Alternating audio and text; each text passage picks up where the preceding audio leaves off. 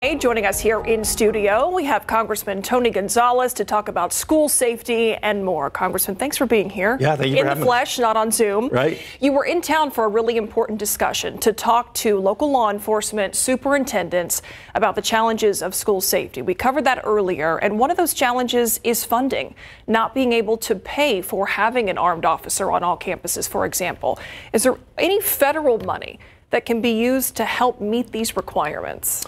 Yes, thank you, Myra and Steve, for having me. As a father of 6, I'm vested. I dropped 3 of the Gonzalez's off for our first day today, like many of the people here in San Antonio. And so we want to make sure our kids are safe. And today's roundtable really wanted to highlight what can we do to make sure that happens. And I'll tell you, I walked away hearing from superintendents across the city and other areas. Bernie, Somerset was there, Natalia as well, going, our kids are safe in school. I heard that from the chief of police. That was warm. I heard that from the sheriff, the Bexar County sheriff. And then later today, I spoke with Mayor Nuremberg as well to go, what can we do to work on that? A big part of that is bringing dollars from Washington down to our city. But it first starts by submitting for these grants. And I appreciated the mayor for submitting a COPS cop grant this year. We'll find out in October if we get it. I put a letter of support behind it. I spoke with Attorney General Garland. These are the type of real measures. So we can't just be talking about school safety, wishing it happens until these resource officers are in our schools, walking the halls. It's not real. Obviously, you talked about your children. Obviously, you have kids that go to San Antonio schools.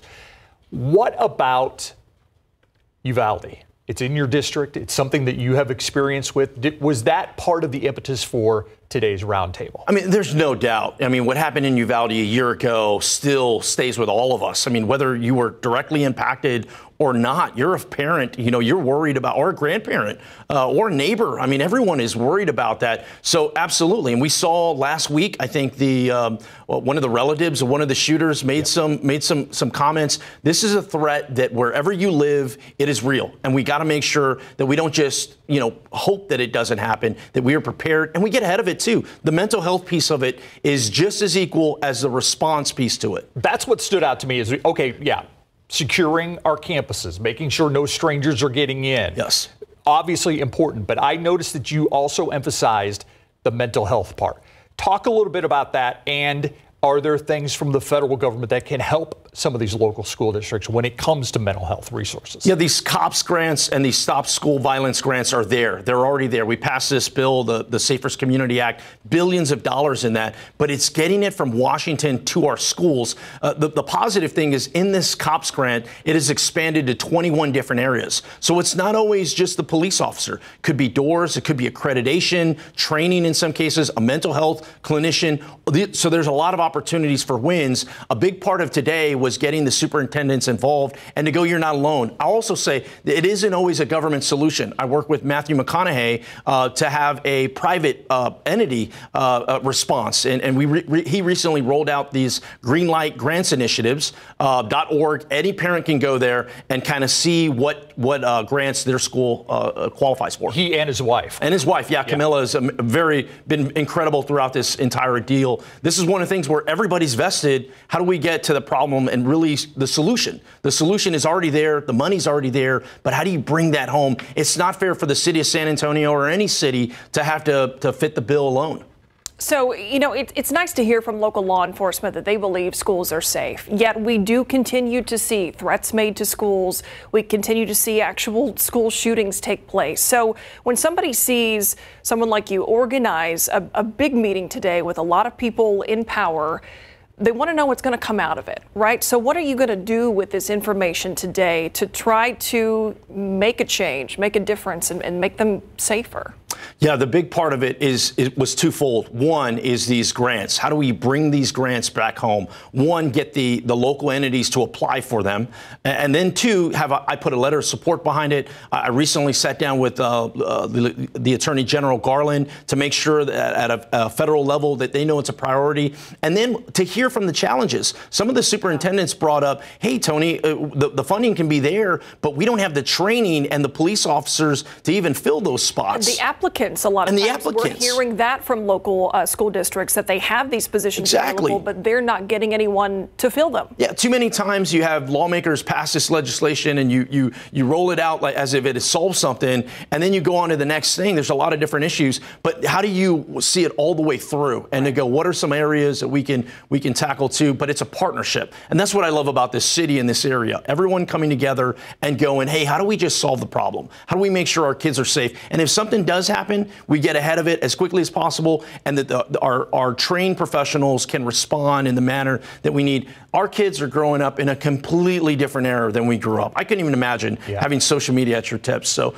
fingertips. So we got to help. We got to make sure that they have that safe environment where they can thrive. It's also a fine balance between safety and not making our schools feel like prisons or penitentiaries or someplace, So is this a commitment that you're going to continue to be on, or was this a one-time roundtable and you're done? No, 1,000%. And once again, I mean, I have 6 kids. I'm vested in it. But like you mentioned earlier, Uvalde's in my district. I've seen it firsthand. And how do we prevent as best we can another type of Uvalde shooting? It's why I helped pass the Safer Community Act. A lot of people don't realize there's been over 300 similar Uvalde shootings that have been prevented. So it's, once again, it's not just a sign one piece of legislation and wave the victory flag. It's running it all the way through. And a lot of times it's not always about money. Sometimes it's just having that conversation and having people, know that their school is taken care of and they're involved. It's a tough time to be in Washington, but it's a tough time to be a superintendent.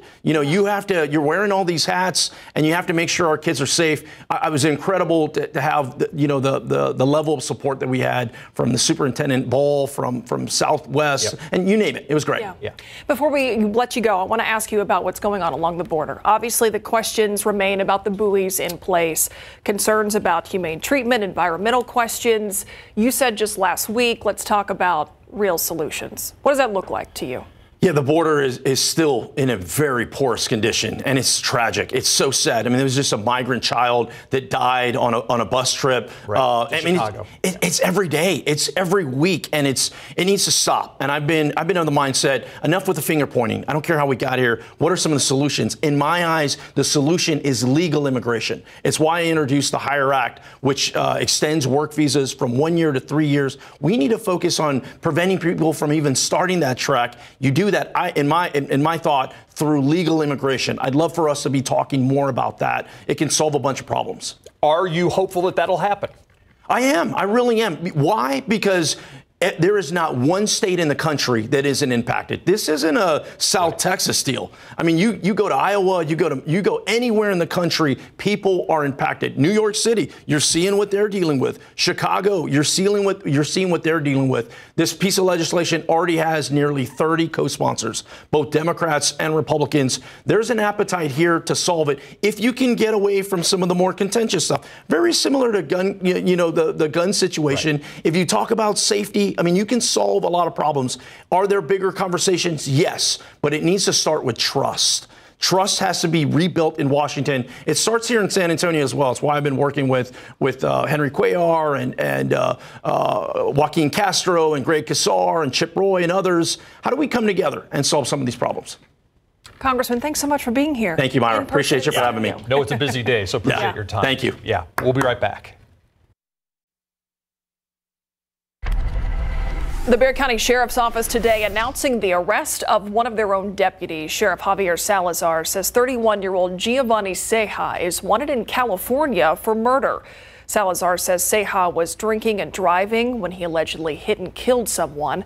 He's being held in a neighboring county jail. The San Antonio police arresting 2 men in connection to an aggravated robbery. Donnell Cyrus Phillips and Kane Allen, accused of robbing 3 people of their truck, phones, and jewelry at gunpoint, both being held in the Bexar County Jail. San Antonio police investigating a shooting at an apartment complex. This happened this morning near Loop 410 and Starcrest. Officers say 2 groups of people got into a shootout. One man was shot in the leg. He is expected to be okay. The victim told officers the suspect drove off in a dark-colored sedan. Today, Southwest ISD opened their new mental health care center. Families can access services free of charge, like one-on-one sessions and group counseling. Appointments can be booked now at swisd.net. That's your 60-second recap.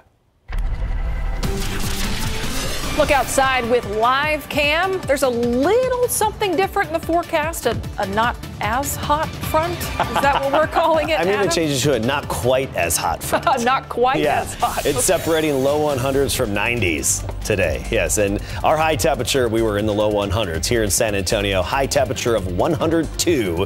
That's 2 degrees shy of the record set back in 2020. Elsewhere across our area, 102 in Uvalde, 106 the high in Del Rio. Cotulla up to 107 along with Austin as well. We'll look at other parts of the state who are behind the not quite as hot front. Their high temperatures are trending. A glimmer of hope for rain in a bit.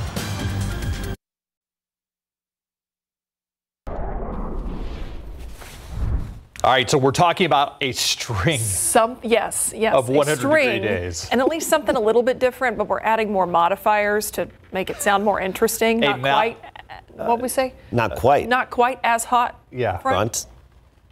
We're really twisting. Rolls off the tongue. Not as cool front, something like that. We're really twisting synoptic meteorology here to try to give it some kind of name, but yeah, just call it like it is. A very weak cool front actually moving through that could give us a stray shower tomorrow, especially south of Highway 90, and then our triple-digit trend continues. So yes, that not quite as hot front isn't going to have a big impact on our temperatures, but it did elsewhere in Texas today. Take a look at the high temperatures, and we touched on this earlier. Everywhere across our area, we were in the low 100s. We may shave off a degree or two, especially in the hill country tomorrow, but it's not going to be a big difference.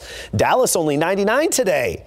Abilene 97, Midland 95, and then look at Lubbock 86, and Amarillo a high of 82. So there were some locations impacted. 81 right now in Amarillo, even Oklahoma City 84. You look at that cold front. I have a hard time calling it a cold front. I know it technically is, but this not quite as hot front. Low 100s ahead of it, some 90s directly behind it, and then even some 80s down the core of the cooler air where we have the big dip in the upper level flow. That's over the Great Lakes. Temperatures today in the 60s. Afternoon temperatures in the 60s. That air is out there. You just got to go to Chicago, Milwaukee, Green Bay, Minneapolis, even Detroit, and a good chunk of Michigan. That's almost fall-like weather. It's not going to last for long, though. I was looking at the forecast. The heat high is going right there, and they're going to be in the 90s by this weekend. Take that, right? Have a little Texas heat, a little bit. Okay, back to here. 103 tomorrow, 104 on Wednesday, up to 106 on Thursday. That'll be our high point, and then we baby step downward a little bit to 101 by Monday. That would be our 56th 100-degree day so far this year. So the cold front activating a few showers between roughly Waco, southwestward down towards San Angelo. Very broken, isolated line of activity. And as that not quite as hot front pushes southward, it could kickstart a couple of showers closer to our neck of the woods between 4 and 8 p.m. tomorrow. Here's our futurecast. And notice it does try to pop something in Kinney County and southern Edwards County.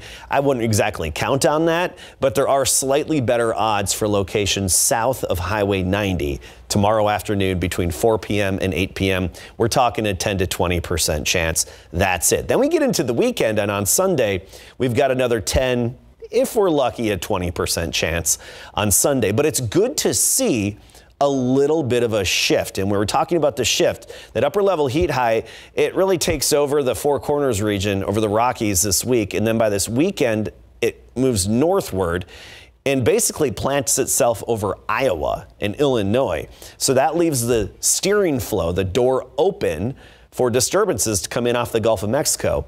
And we might just have one by Tuesday of next week. Something to cross your fingers for, and yeah, we'll keep you updated, of course, on that progression and that potential. 78 in the morning tomorrow, 93 at noon, 103 the high temperature. Cotulla up to 105, Del Rio 104, only 99 in Kerrville. That's an effect of that not quite as hot front. Bernie about 99 for the high temperature. But overall, you're not going to notice much of a change. And by the way, coming up at 10, we'll take a look at the ERCOT supply and demand forecast. It gets close later this week. Oof. All right. Thank you, Adam. The Buzz up next. In the buzz today, a successful and happy ending to a search and rescue effort by the U.S. Coast Guard and the Navy this weekend. Crews found 4 divers who were missing off the coast of the Carolinas, and the men have been reunited with their families. Yeah, according to a Coast Guard news release, the 4 men went diving from a recreational boat Sunday around noon. Crews about 50 miles off the coast of North Carolina located the missing men.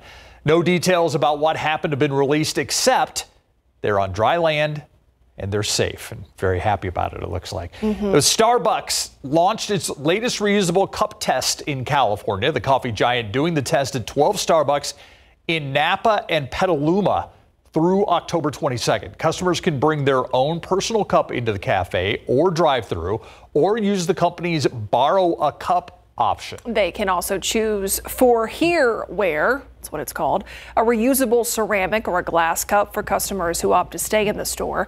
Patrons who bring in their cup, clean cup, by the way, that's important. They'll get a 10-cent discount, and Starbucks Rewards members will also get 25 bonus stars. Bonus. There you go. Gold stars? Yes, absolutely gold stars. Okay, let's start back to school, you know, got to make sure. We'll be right back. That's all our time on the news at 6. Thanks so much for watching. See you right back here on the Night Beat at 10.